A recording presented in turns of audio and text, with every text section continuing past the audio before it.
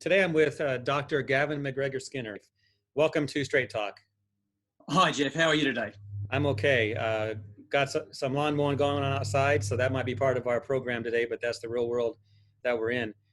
So Dr. Macgregor-Skinner, do we call you that or can we call you Gavin? No, just Gavin will do just fine. All right, well, we introduced who you were.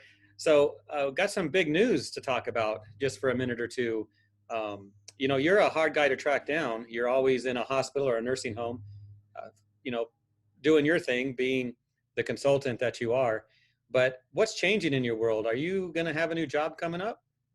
Yes, I am. It's very, very exciting. Again, my whole career has been dealing with high infectious diseases, those ones that don't have cures and vaccines, and how to prevent them, but more importantly, how to, in the environment, how to clean and disinfect those pathogens like Ebola virus, for example. Now we're dealing with SARS-CoV-2, the virus that causes COVID-19. So my new position that I've just recently accepted with ISSA is to start on Monday, May the 18th, where I'll be working with the Global Biorisk Advisory Council, led by Patty Ollinger. And we are working with a cohort of subject matter experts that are really about problem solving, coming up with solutions and focusing on real world situations. So our umbrella is all about implementation research, implementation science, helping and working with all the wonderful people, the colleagues that we have within the cleaning industry, the restoration industry. So this is going to be great. I'm looking forward to it. Well, I have to say, welcome aboard to ISSA. I'm very excited to have you. We have experts. We have Patty, and she's great. But adding you to the team is going to be fantastic for save. I have an article coming out in ISSA today, "Saving Lives" is the title of that, and that's really what we're doing. We're implementing programs, procedures, and ideas and concepts to help people be safe. So, and I think it's really interesting, Jeff. If you look at our group of colleagues, we're actually friends. If you look at the group of friends that I have now, we all came together back in 2014 when Ebola was in West Africa, and we had some cases, some patients here in the US, and all of us came together. Didn't really know each other before then, but we all sat down and said, "Hey, we have a problem. I've got a problem as well. What's your problem? What's your challenge?"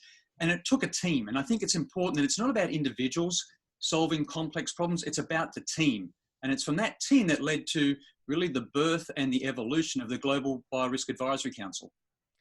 that's fantastic. So, Gavin, tell us what will you do with ISSA and GBAC now that you're going to be on board as an employee? What are things going to do that are different for you? It's a good question, Jeff. I had 12 years in the military, and I think one of the best leaders I had was when I went to Bosnia in 1996, at the end of the Bosnia-Croatian War, and General MacDonald said to me, "Gavin, we don't learn things. We don't have lessons learned in the military. We have commonly made mistakes. So go out there and fix those commonly made mistakes." And that was my job when I got deployed to Bosnia in 1996. What I'm seeing right now from through the lens of infection prevention and control for a new virus that has no cure, no vaccine, is a lot of the facilities, the hospitals, the hotels, the nursing homes, the stadiums, the conference centers that I work in, actually have a hierarchy. And it's very challenging to get the skills and competencies and the right approaches in a hierarchical situation. So now we step back and say, what does that team look like that has to go out there, become the virus killers, use those known tools, the known disinfectants, the known methodologies, protect workers' safety and the environment, and go out there and decrease the viral load to protect and do the greater good and protect the wider community. And I think that's what I'm excited about. I see wonderful people if we could focus on some training, some empowerment, some knowledge, some supervision, and then a positive feedback mechanism, we're going to do wonderful things. No, it's great to hear. And again, welcome aboard. And I'm going to tap into your expertise more often than I have been in the past. So you are a hard guy to track down at times, but you're always there when we need you. So we appreciate that. And I do know that you won't have an empty moment of time probably during this whole pandemic crisis, but we do look forward to the education programs that you're going to help put together. No, thanks, Jeff. I'm looking forward to it. All right. So welcome aboard, and we'll talk again.